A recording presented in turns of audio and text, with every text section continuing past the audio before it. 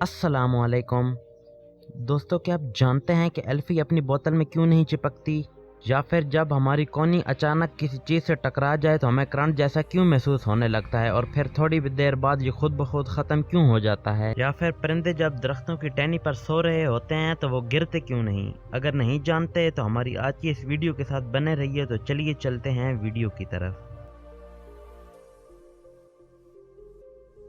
अक्सर हमारी कोहनी जब किसी चीज़ से टकराती है तो हमें करंट जैसा एहसास होने लगता है। कभी आपने सोचा है कि ऐसा क्यों होता है? दरअसल ये करंट जैसा एहसास हमारी एक रग की वजह से होता है, जो कि हमारी गर्दन से शुरू होकर हमारे बाजुओं से होती हुई हमारे हाथ की सबसे छोटी उंगली और इसके साथ जुड़ी हुई रिंग फिंगर तक जाती है। इस रग को अल्नर नर्व कहा जाता है। तो असल में जिस वक्त हमारी कोहनी अचानक किसी चीज़ से टकराती है तो दर्द का जोर हमारी इसी रग पे ही आ पड़ता है, जिससे ये दब जाती है और आर्जी तौर पे हमारे दिमाग से इस रग के राब्ते में रुकावट आने लगती है, जो कि हमें इस करंट की सूरत में महसूस हो रही होती है। और फिर जैसे ही इस रग का हमारे दिमाग से राब्ता बहाल होता है, आहिस्ता आहिस्ता वो हमारा करंट ख़त्म होने लगता है। सोते वक्त परिंदे अपने दरख्तों की टहनी से क्यों नहीं गिरते? दरअसल परिंदे दरख्तों पर बैठे वक्त टहनियों पे अपने पंजे मजबूती से जकड़ लेते हैं। जब वो अपने पंजों को टहनी पे जकड़ते हैं तो जितनी ताकत पंजा जकड़ने में इस्तेमाल होती है, उससे कहीं ज़्यादा ताकत दरकार होती है उस पंजे को खोलने के लिए। लेकिन चूंकि सोते वक्त परिंदे किसी भी कुव्वत का इस्तेमाल करने से कासिर होते हैं, इसी बायस पंजों का खोल पाना नामुमकिन हो जाता है। बस वो जूं की तूं ही टहनी पे बैठे रहते हैं और हरगिज़ नहीं गिरते। परिंदे के पंजों की उंगली उसके टांगों में मौजूद रेशे के ज़रिए पट्ठों से जुड़ी होती है। जैसे ही परिंदे टहनी पे बैठते हैं, उसकी टांगें और पंजे बेंड होते हैं तो पंजे और टांगों के ऊपरी हिस्से में मौजूद पट्ठों से मुंसलिक रेशा मुकम्मल तौर पर खिंचाव में आ जाता है, जिससे पंजों और टांगों को एक तरह का ताला लग जाता है। नतीजतन उस लॉक को खोलने के लिए ज़्यादा कुव्वत दरकार होती है। यही वजह है कि परिंदे सोते वक्त ये हरगिज़ दरख्तों से नहीं गिरते। आपने अक्सर रात को छिपकलियों को दीवार पर चलते देखा होगा, लेकिन कभी आपने सोचा है कि छिपकलियां दीवार से क्यों नहीं गिरती? दरअसल छिपकली के पैरों के निचली जानिब काफ़ी सारी तादाद में छोटी छोटी बाल नुमा साख्तें होती हैं। इनकी बनावट अल्लाह ताला ने कुछ इस तरह से रखी है, जैसे ही ये किसी भी चीज़ के साथ टच होती हैं उसके साथ चिपक जाती हैं, जिसकी वजह से ये छिपकली नीचे गिरे बगैर दीवार पर बआसानी चल सकती है। वैसे ये साख्तें दीवार के साथ इस कदर मजबूती से जुड़ जाती हैं कि अगर छिपकली का वज़न तकरीबन 20 गुना भी बढ़ जाए तब भी छिपकली नीचे नहीं गिरेगी। ये है हमारे अल्लाह ताला की कुदरत।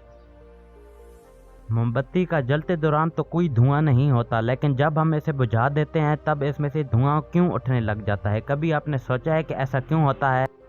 दरअसल ये आग वाला धुआं होता ही नहीं है। ये दरअसल मोमबत्ती में मौजूद मोम के बुखारात होते हैं, जो कि हमें मोमबत्ती के बुझ जाने के बाद नज़र आ रहे होते हैं। जैसा कि जब हम किसी बर्तन में पानी गर्म करते हैं तो हम देखते हैं कि बर्तन में से धुआं उठ रहा होता है, लेकिन हकीकत में वो धुआं नहीं होता बल्कि पानी के बुखारात होते हैं। ठीक इसी तरह मोमबत्ती के बुझ जाने के बाद नज़र आने वाला धुआं भी दर हकीकत धुआं नहीं होता, बल्कि ये इस मोम के बुखारात होते हैं, जो कि मोमबत्ती के जलते दौरान हमें नज़र नहीं आते।